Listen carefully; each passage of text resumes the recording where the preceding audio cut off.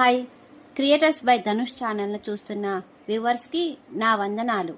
ఈరోజు నేను హనుమంతుని కథల గురించి కొన్ని నాకు తెలిసినవి చెప్పాలనుకుంటున్నాను. భారతదేశం అంటేనే పురాణాల భూమి. మరియు ఈ పురాణాలలో ప్రతి ఒక్క పాత్రకి సంబంధించి వందలాది తెలియని కథలు ఉన్నాయి. హిందూ మతం పురాణాలలో అత్యంత ప్రసిద్ధమైన పాత్రలలో హనుమంతుని పేరు ప్రముఖం. తన యొక్క భక్తి ప్రపత్తులతో రాముని గుండెలలో దాచుకున్న మహానుభావుడు హనుమంతుడు శ్రేష్టమైన ధైర్యం మరియు బలాన్ని కలిగి తన భక్తులకు ఎల్లప్పుడూ అండగా ఉంటాడని ఎంతోమంది విశ్వసిస్తున్నారు. వాస్తవానికి రాముడు లంకను గెలిచి సీతాదేవిని ఇంటికి తీసుకొని రావటానికి హనుమంతుడే ప్రధాన కారణం.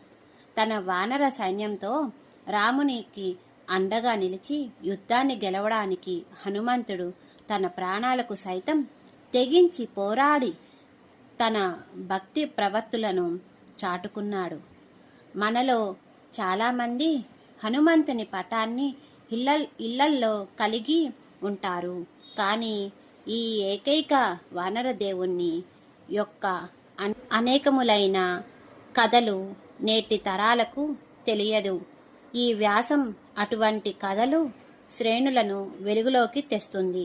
అందువల్ల హనుమంతుని గురించి మీ జ్ఞానాన్ని మెరుగుపరుచుకోవడానికి దీనికి చదివి మీ తర్వాతి తరాలకు వివరించడానికి కొన్ని తక్కువ తెలిసిన వాస్తవాల కథలు తెలుసుకోండి.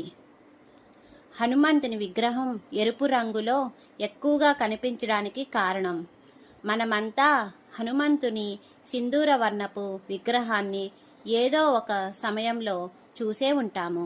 ఎక్కువగా హనుమంతుని విగ్రహం పచ్చగా కానీ ఎరుపు రంగులో కానీ ఉంటుంది. పచ్చ రంగు అతని సహజం అంతే. అయితే సింధూర వర్ణాన్ని మాత్రం ఒక కథగా ఉంది. దీనికి ప్రధాన కారణం హనుమంతుడు సింధూర వర్ణంలో తనను తాను మార్చుకున్నాడు. దీనికి సంబంధించిన కథ ఇలా ఉంది. ఒకరోజు హనుమంతుడు సీతాదేవి తన నుదుటిపైన సింధూరం ధరించడం చూసి ఆమెను ఎందుకు సింధూరం వినియోగించారు అని ప్రశ్నించినప్పుడు ఆమె రామునిపై తన ప్రేమకు గౌరవ సూచకంగా రాసుకున్నట్లుగా వివరిస్తుంది.